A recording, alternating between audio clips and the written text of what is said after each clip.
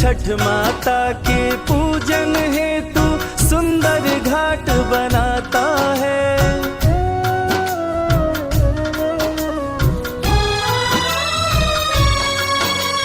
पूजा का सामान बेटा बाजारों से लाता है।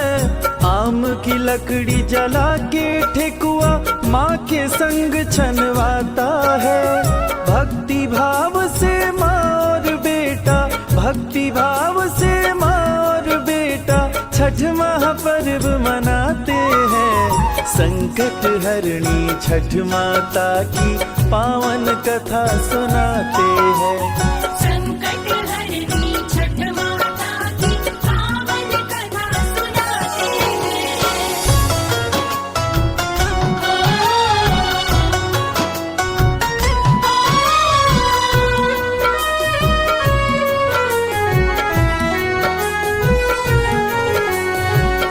बूढ़ी अम्मा आम के लकड़ी को जलाकर छठ माता के लिए ठेकुआ बना रही थी। उसका बेटा बड़े ही लगन से अपनी माँ के साथ हर काम में उसकी सहायता कर रहा था। बूढ़ी अम्मा का बेटा अपने घर और दरवाजे को गाय के गोबर से लीप रहा था। इसी बीच उसकी पत्नी चप्पल पहनकर लीपे हुए स्थान से गुजरती है और कहती है, पता नहीं ये कौन सा त्योहार है, पूरे घर में गोबर गोबर लगा दिया। अब तो घर से बाहर निकलना मुश्किल हो रहा है। कैसी गोबर की दुर्गंध आ रही है।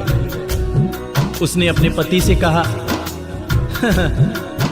तुम और तुम्हारी माँ बड़े भक्त बनते हो, ये गोबर से लीपने का कौन सा त्योहार है। देखो जी, अब मैं कह देती हूँ, तुम्हारे बदन से भी बहुत गंदी बदबू आ रही है गोबर की।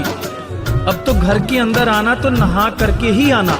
अपनी बहू की बात सुनकर बूढ़ी अम्मा उसको समझाते हुए बोली, अरे मेरी बेटा, तुझे पता नहीं है, गाय के गोबर में बहुत से ऐसे रसायन पाए जाते हैं जिससे घर को लीपने से बहुत सारी बीमारियां कोसों दूर रहती हैं। इतना सुनकर बहू और बिगड़ गई। वो झुंझलाते हुए बूढ़ी अम्मा से बोली, पहले तो आम की लकड़ी को जलाकर खजूर और ठेकुआ बनाया और अब गोबर से पूरे घर को लीप के पूरा गुड़ गोबर कर दिया। ये देखकर उसका पति उसको समझाते हुए बोला, अरे बाबा रहने दो, तुम अम्मा से लड़ाई मत करो। चलो तुम भी तैयार हो जाओ, अब हमें छठ घाट की तरफ चलने का वक्त हो गया है।